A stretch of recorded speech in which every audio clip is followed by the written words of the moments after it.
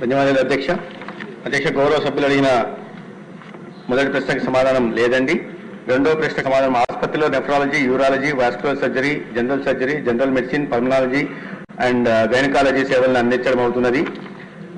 మూడవ ప్రశ్నకు సమాధానం డాక్టర్ ఎన్టీఆర్ హెల్త్ యూనివర్సిటీ మాజీ వైస్ ఛాన్సలర్ మరియు ప్రఖ్యాత నెఫ్రాలజిస్ట్ డాక్టర్ రవిరాజును ఈ సంస్థకు మెంటార్గా నియమించడమైంది. జన్యుపరమైన అధ్యయనాల పరిశోధనలు నిర్వహించడానికి యుఎస్లోని హార్వర్డ్ విశ్వవిద్యాలయాన్ని సంప్రదించడం అవుతున్నది.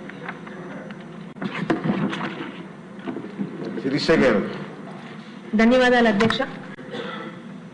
ఉద్దానం కిడ్నీ రీసెర్చ్ సెంటర్ దాదాపు 200 బెడ్డెడ్తోని ఆ రోజు అనౌన్స్ చేసినా కూడా అధ్యక్ష, ఈ రోజు అక్కడ అది ఒక డయాలసిస్ సెంటర్ గా మాత్రమే ఉపయోగపడుతుంది అధ్యక్ష.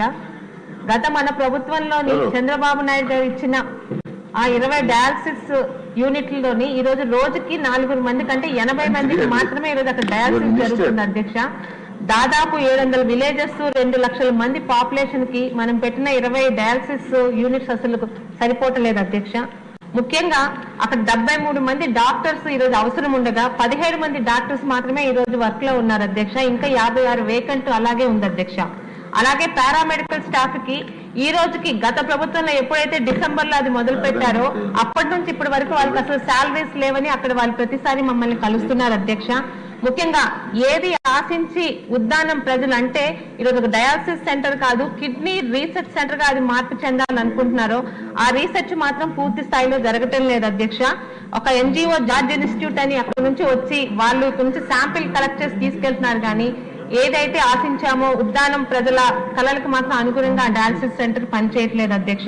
ఇప్పటికీ పారామెడికల్ 20 మంది అంటే ఏదైతే ఈరోజు అక్కడ జరగాల్సి వస్తుందో పల్మనాలజిస్టులు ఇవన్నీ కనీసం 29 మంది స్పెషలిస్టులు ఉండాల్సిందనగా అందులో ఒక్కరు కూడా ఈరోజు మనం వాళ్ళని అక్కడ పెట్టలేదు అధ్యక్ష. అలాగే కనీసం రెగ్యులర్ ఫార్మసిస్టులు కానీ, అనెస్థీషియా టెక్నీషియన్స్ కానీ, ఎక్స్రే టెక్నీషియన్, సిటీ టెక్నీషియన్ అలాంటి మినిమం ఇంపార్టెంట్ ఉన్న టెక్నీషియన్స్ కూడా కనీసం ఈ రోజు ఆ గవర్నమెంట్ అక్కడ పెట్టలేదు అధ్యక్ష. ముఖ్యంగా మీ ద్వారా గౌరవ మంత్రివర్యులకి తెలియజేసుకునేవనగా ఏదైతే ఆశించామో అది జరగకుండా ఒక డయాలసిస్ సెంటర్ గా మాత్రమే ముందుకెళ్తుంది అధ్యక్ష. చాలా పెద్ద బిల్డింగ్ కట్టినప్పటికీ కూడా ఆ బిల్డింగ్ ని పూర్తి స్థాయిలో మనం ఉపయోగించుకోలేకపోతున్నాం అధ్యక్ష. ధన్యవాదాలు అధ్యక్ష. రవికుమార్.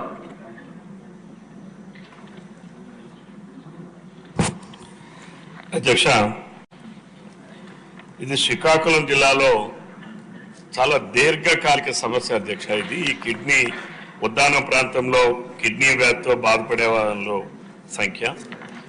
దీనిపైన చంద్రబాబు నాయుడు గారు ప్రభుత్వం 2014-19లో చాలా ఆందోళన చేయడం, అక్కడ ఉన్నటువంటి ప్రజా సంఘాలు కానీ ప్రజలు కానీ, అప్పుడు పవన్ కళ్యాణ్ గారు కూడా జనసేన అధ్యక్షులు వారు ఆ ప్రాంతానికి కూడా వెళ్ళేవన్నీ కూడా పరిశీలించడం, అప్పుడు ప్రభుత్వానికి అప్పుడు చంద్రబాబు నాయుడు గారు ఉన్నప్పుడే ఇక్కడ కిడ్నీ రీసెర్చ్ సెంటర్ ఏర్పాటు చేయాలనే లక్ష్యంతోనే ఆ రోజు 50 కోట్ల రూపాయలతో శాంక్షన్ ఇచ్చారు అధ్యక్ష.